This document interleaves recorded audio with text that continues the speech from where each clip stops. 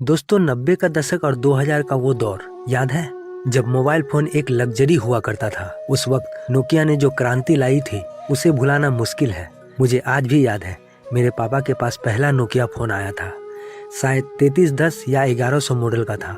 वो छोटा सा फोन, नीले रंग का बॉडी और मोटा सा डिजाइन। घर में जैसे ही फोन आया सबकी आंखें चमक उठी। पापा ने बड़े गर्व से उसे निकाला और कहा, ये फोन हमारी जिंदगी बदल देगा। तब फोन सिर्फ बातें करने और एसएमएस भेजने के लिए होता था, लेकिन नोकिया की सबसे खास बात थी उसका स्नेक गेम। हाँ, वही सांप वाला गेम। हम लोग इसे सांप वाला गेम कहा करते थे। जैसे ही मैंने पहली बार स्नेक गेम खेला, लगा कि मैं दुनिया का सबसे खुश इंसान हूँ। फोन में रिंगटोन बदलने का ऑप्शन था और नोकिया की वो क्लासिक ट्यून जो फोन बजते ही सबकी नज़र घुमा देती थी।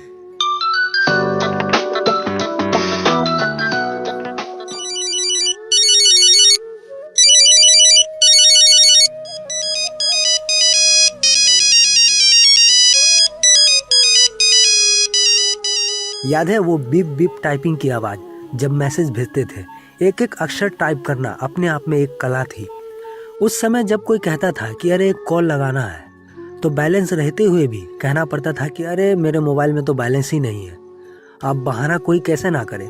उस समय 10 रुपये की एक टोकन आती थी, उसे सिक्के से स्क्रैच करके मोबाइल में कोड डायल करके रिचार्ज करना होता था।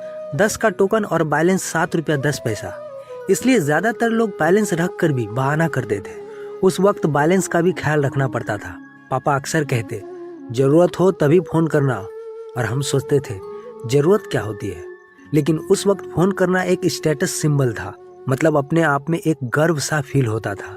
जैसे जैसे समय बीतता गया, नोकिया फोन हमारे घर का हिस्सा बन गया। वो सिर्फ एक मोबाइल या गैजेट नहीं था, बल्कि परिवार का एक सदस्य जैसा हो गया था। घर के सभी लोग बारी बारी से उसे छूते और उसकी तारीफ करते। जब भी कोई रिश्तेदार या दोस्त आता, पापा गर्व से फोन निकाल कर दिखाते, ये देखो हमारा नया फोन, इसमें लाइट भी जलती है। एक और मजेदार बात थी फोन की बैटरी। नोकिया की बैटरी तो जैसे अमर होती थी। एक बार चार्ज करो और फोन 3 दिन तक चलता था। पापा अक्सर कहते थे, आजकल के बच्चों की तरह यह फोन कभी थकता नहीं है। स्नेक गेम खेलने का जुनून तो अलग ही था। मैं और मेरा भाई इसे खेलते खेलते एक दूसरे से लड़ पड़ते थे। कौन ज्यादा स्कोर बनाएगा, यही हमारी सबसे बड़ी प्रतियोगिता थी। कभी कभी पापा भी खेलने लगते और कह देते, तुम दोनों बच्चे हो, असली मास्टर तो मैं हूँ। उस वक्त कॉल करना थोड़ा महंगा लगता था, तो मिस कॉल का दौर शुरू हुआ। दोस्तों से बात करनी हो या किसी को बाहर बुलाना हो, बस एक मिस कॉल देना काफी था। हम एक दूसरे को समझ पाते थे। ऐसा लगता था जैसे मिस कॉल का अपना एक अलग भाषा हो। दोस्तों उस वक्त अगर किसी के मोबाइल में बैलेंस नहीं रहता था, जैसे अगर 10 पैसा हो या 50 पैसा हो या 1 रुपया हो, तो उस वक्त एक दूसरे को मिस कॉल मारा करते थे। इधर से मिस कॉल मारते थे तो उधर से कॉल आती थी। लेकिन फोन के साथ एक डर भी था, उसका खो जाना। पापा हमेशा कहते, फोन संभाल कर रखना, ये सस्ता नहीं आता। अगर फोन कहीं रख कर भूल जाते तो पूरा घर उसे ढूंढने में लग जाता। जैसे ही मिलता सबकी जान में जान आती। फिर समय बदलने लगा। धीरे धीरे स्मार्टफोन का दौर आ गया। नोकिया का वही फोन जो कभी घर का हीरो था, अब अलमारी में रखा जाने लगा। वो टच स्क्रीन और इंटरनेट के सामने पुराना लगने लगा। आज भी मैं उसे अगर देखता हूँ तो पुरानी यादें ताजा हो जाती है। नोकिया सिर्फ एक फोन नहीं था, वो एक दौर था।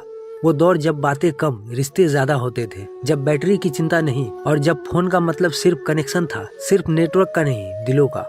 भारत में पहली जीएसएम कॉल 1995 में नोकिया फोन से की गई थी। यह घटना देश में मोबाइल क्रांति की शुरुआत का प्रतीक बनी और नोकिया ने भारत के टेलीकॉम उद्योग में महत्वपूर्ण भूमिका निभाई। नोकिया 1100 जिसे 2003 में लॉन्च किया गया था, दुनिया का सबसे ज्यादा बिकने वाले फोन में से एक है। इसकी सादगी, मजबूत डिजाइन और लंबी बैटरी लाइफ ने इसे हर वर्ग के लोगों के बीच लोकप्रिय बनाया। इस फोन की टॉर्च लाइट और रबर कीपैड जैसी विशेषताएं खास थी। नोकिया ने समय समय पर कई अनोखे डिजाइन वाले फोन लॉन्च किए, जैसे नोकिया 7600 जो अपने अनोखे आकार के लिए जाना जाता था। इन फोनों ने उस समय के डिजाइन मानकों को चुनौती दी और उपयोगकर्ताओं के बीच चर्चा का विषय बने। हाल ही में नोकिया अपने क्लासिक फोन 3210 का मॉडर्न वर्जन लॉन्च किया, जिसमें स्नेक गेम और अन्य क्लासिक फीचर्स शामिल है। यह पुराने दिनों की यादों को ताजा करने का एक प्रयास है। आपके घर का पहला फोन कौन सा था और उससे जुड़ी कौन सी याद आपको सबसे ज्यादा आती है? कमेंट में अपनी नोकिया से जुड़ी कहानियां जरूर बताएं। मैं आपका दोस्त असलम, मिलते हैं ऐसे ही किसी और वीडियो में।